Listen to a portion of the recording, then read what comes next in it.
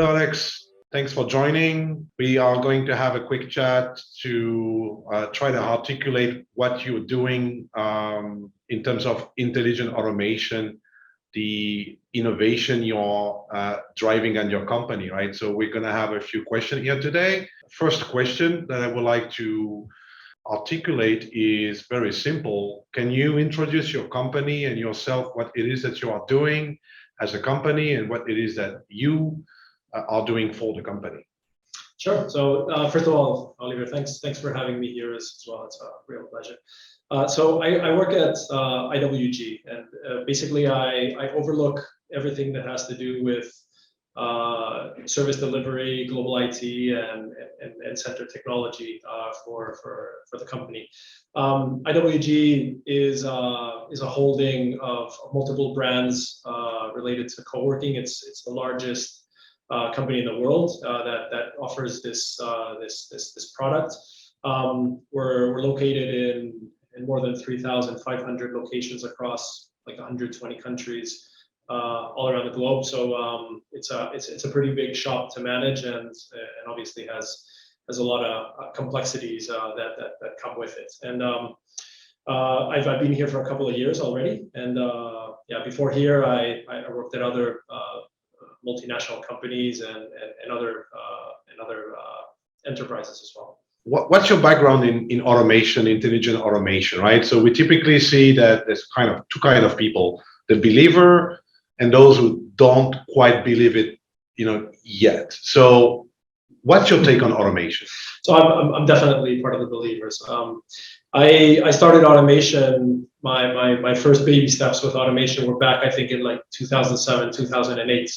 Very kind of initial stages. I was working at HP back then, and I was responsible for all the global network operations centers. So I don't know, 200,000 assets globally and hundreds of customers, some really big ones.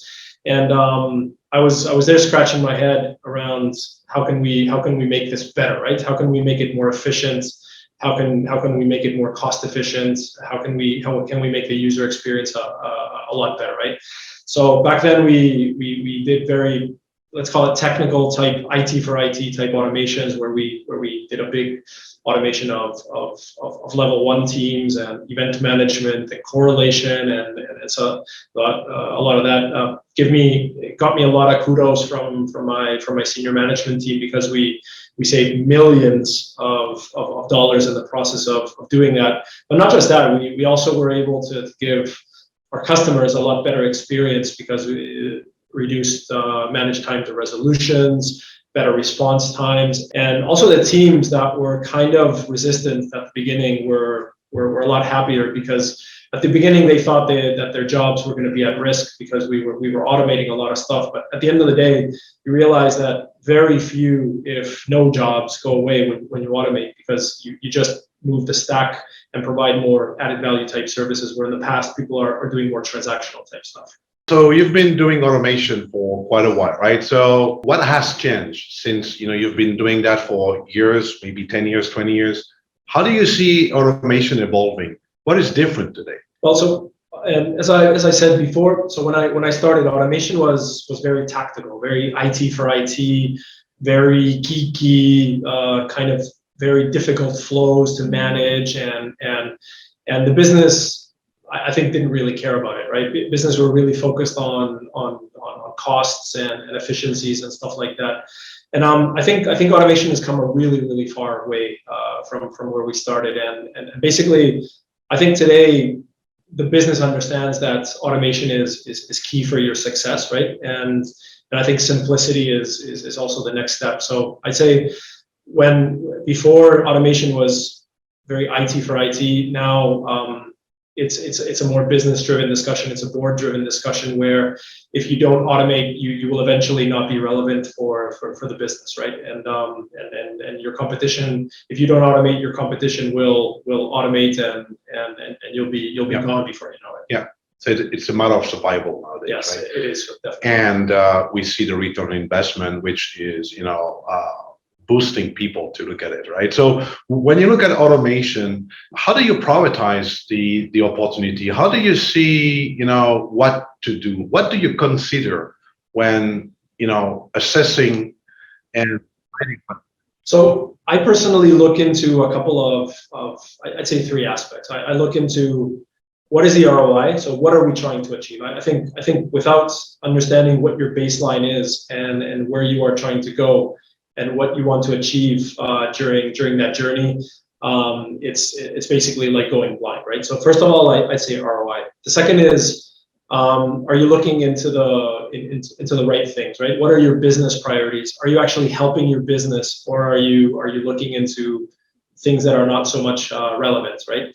And the third thing I'd say is customer experience. So the CX UX type journey, I think is critical.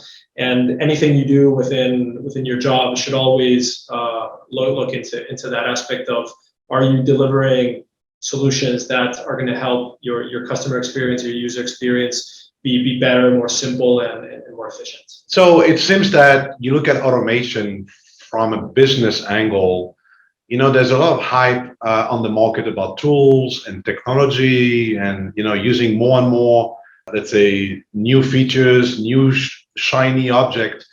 How would you balance the technology versus, let's say, the need to have a true outcome and true ROI, right? The point being here is, again, based on how we look at things at IAC, we really believe that delivering result and outcome is the number one priority, and having, let's say, a tool agnostic approach, or at least selecting the tool after the business case, is the way to go. What do you think about this? Yeah, so one, as a customer and as an IT leader, it's a real problem actually. Every single company is going to show you how shiny their product is, how great and how fantastic it is, and why the other ones are not built for purpose and not actually good for you. And it's really difficult to separate value from just products, right? And I personally look less and less into features and really like to be more and more agnostic. I think all of our products, automations, and everything should be more and more agnostic, because the more you tie yourself into a product, the more risky it is, right? So I do like to rely to companies that like to stay agnostic around the products and can help me pick the specific best-in-class product that is more interesting for my business, and not specifically, or not just what a specific vendor wants me to buy because they're getting a bigger discount and they can make more money out of my company, right? When we look at the ecosystem in the automation space, right? So you obviously have a product partner, and as you said, it is important not to be blinded by the shiny object. And there's also sometimes service partner, right? So when you are looking at a service partner, what are the criteria that you take into account when selecting a service partner? Capability, experience, trust, and reliability, right? And one thing I specifically liked about IAC is to come with an outcome-driven approach, right?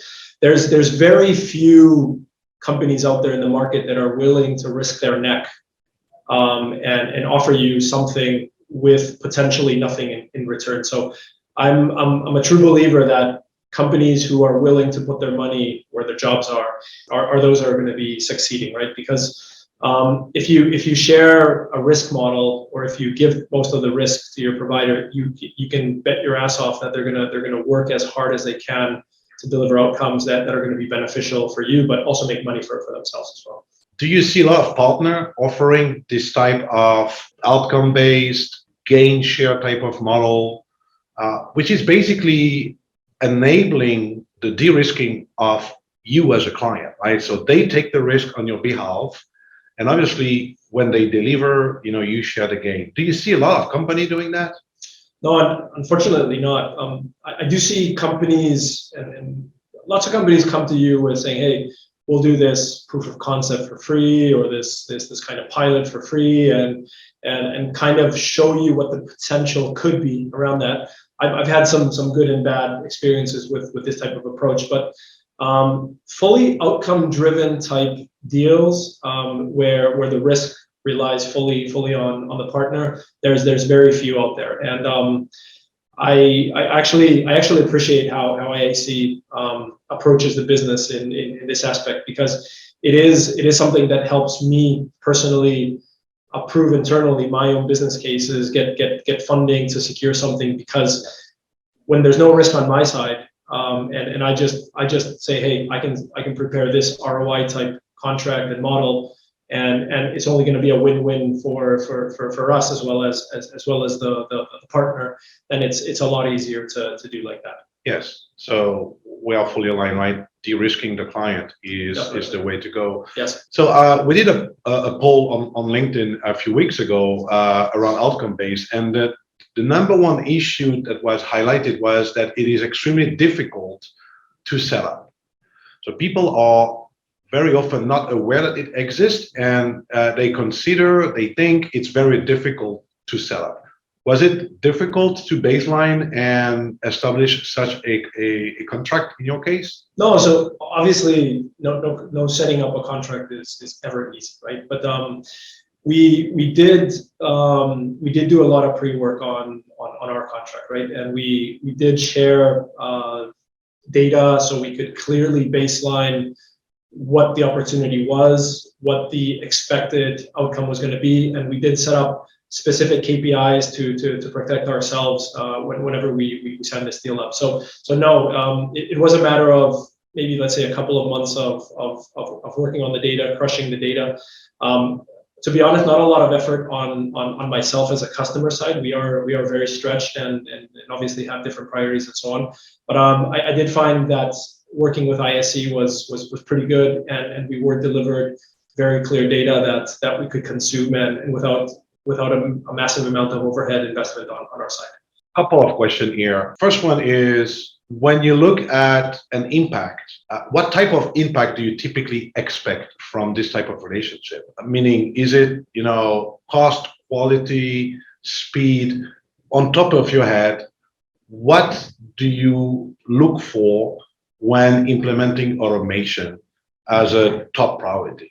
Well, for me, and this is probably, it could be more specific to my industry, but my number one priority is ROI. So having a cost impact that we can effectively monitor, manage, and because with this I can actually say we are effectively able to reduce our cost baseline.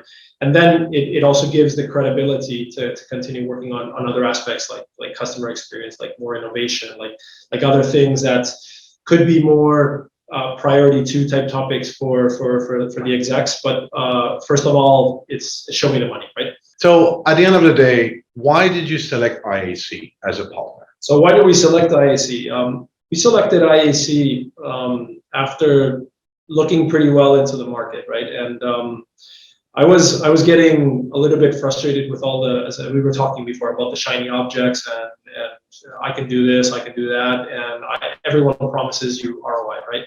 And when the moment of truth comes, everyone's happy to do a pilot, but that's it. And it does require also significant investment of internal resources that we simply do not have the bandwidth to be able to free up. So what I liked about IAC was the flexible approach of just coming into my business and saying, hey, we'll take off all the efforts from you guys, just get us access to the data.